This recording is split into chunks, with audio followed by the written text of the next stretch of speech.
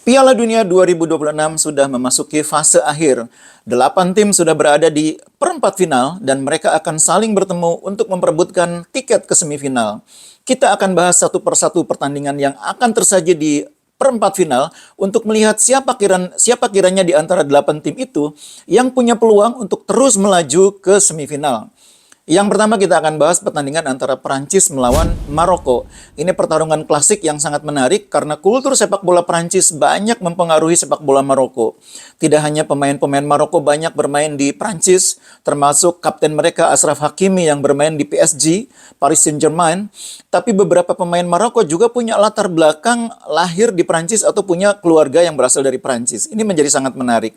Apalagi kedua tim ini bertemu belum lama sebelumnya ya. Terakhir kali Maroko bertemu dengan Prancis di semifinal Piala Dunia 2022. Ketika itu memang Maroko harus mengakui keunggulan Prancis dengan skor 0-2. Prancis mencetak gol saat itu melalui Theo Hernandez dan Randal Kolo Muani. Tapi kekuatan Maroko memang saat ini sudah sangat berkembang. Dalam 2 tahun terakhir Maroko ini menjalani 29 pertandingan dan tidak terkalahkan. Mereka juga mampu mengalahkan tim-tim kuat seperti Skotlandia, Kanada. Mereka mampu kalahkan. Belanda juga mereka bisa tahan imbang. Jadi Maroko bukanlah tim yang mudah dikalahkan oleh Prancis. Apalagi Maroko sekarang sudah punya pencetak gol yang juga cukup produktif. Saibari dengan 3 gol sejauh ini di Piala Dunia. Hanya saja memang Prancis memiliki kekuatan yang jauh lebih merata. Tidak hanya di lini depan, tengah belakang pun mereka sangat solid, sangat merata kekuatannya.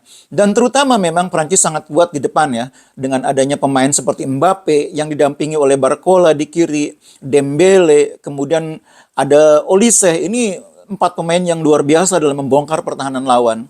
Sejauh ini ada 2 pemain Perancis yang sudah menyumbang cukup banyak gol di Piala Dunia. Ada Mbappe dengan 7 gol, ada Dembele dengan 4 golnya. 2 pemain inilah yang mungkin akan menjadi sumber ancaman bagi lini pertahanan Maroko dan mungkin menjadi pembeda di pertandingan ini.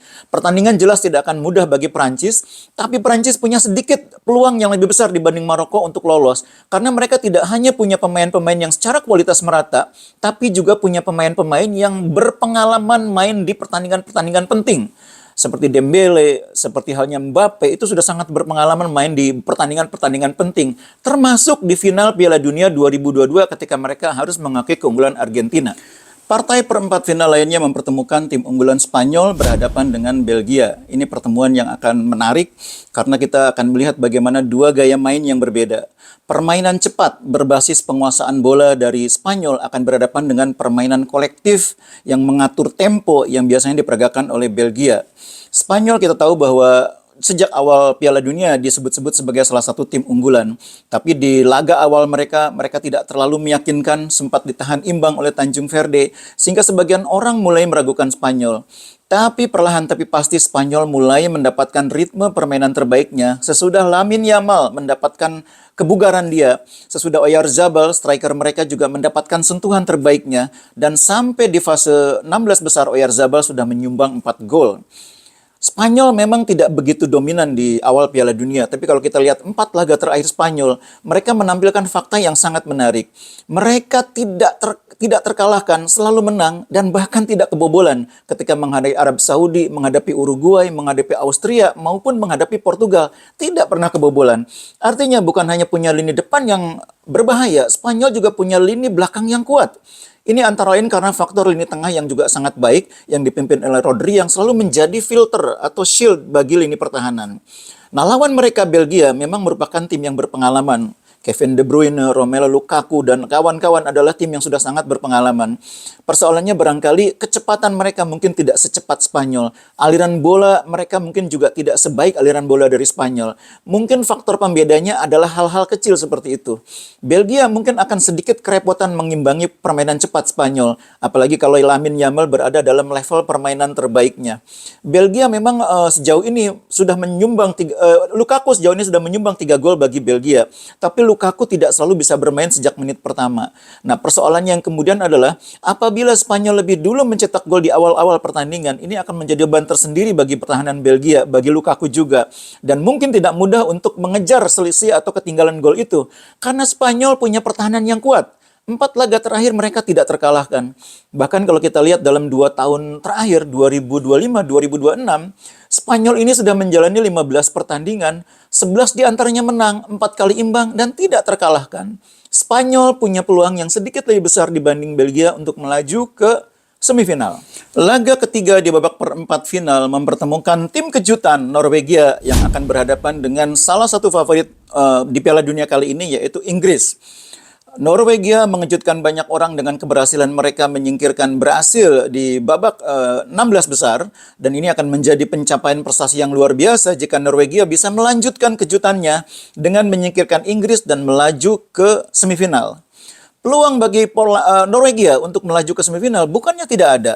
Mereka memang sempat dikalahkan oleh Prancis dengan skor cukup mencolok 1-4, tapi itu terjadi ketika Norwegia menyimpan sebagian besar pemain utamanya. Ada 10 pemain inti yang dicadangkan di pertandingan lawan Prancis sehingga akhirnya mereka kalah 1-4. Tapi sesudah itu mereka berhasil rebound, tampil lebih baik di 2 laga berikutnya, mengalahkan Pantai Gading 2-1, mengalahkan Brasil juga 2-1.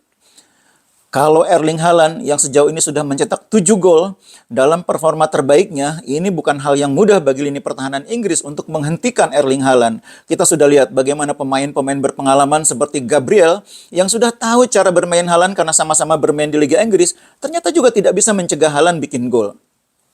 Tapi Inggris memang memiliki kolektivitas tim yang luar biasa ya. Ketika mereka di fase grup, mereka memang agak sedikit tersendat. Tapi memasuki fase gugur, mereka menjadi sangat kuat. Dan Inggris menurut saya salah satu tim yang dari segi permainan mungkin paling konsisten ya. Sangat agresif, dengan intensitas yang tinggi. Dan mereka punya 2 pencetak gol yang sangat baik. Dalam diri Harry Kane yang sudah menyumbang 6 gol. Dan Bellingham yang juga sudah mencetak 4 gol. Ini 2 pemain yang membuat Inggris dalam situasi sulit selalu bisa mendapatkan opsi untuk menyelesaikan persoalan.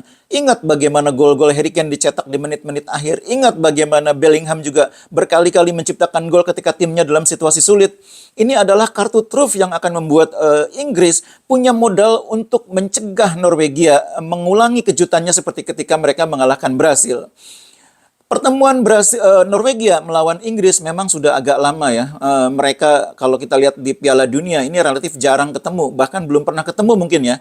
Belum pernah ketemu sama sekali.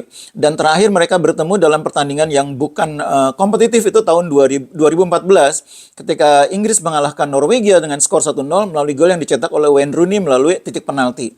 Jadi sejak dulu pertandingan Norwegia melawan Inggris memang selalu tidak mudah. Karena kultur sepak bola Norwegia sebetulnya juga banyak dipengaruhi kultur sepak bola Inggris. Saya melihat ini pertandingan yang sangat berpotensi untuk masuk ke babak perpanjangan waktu, bahkan tidak mustahil juga.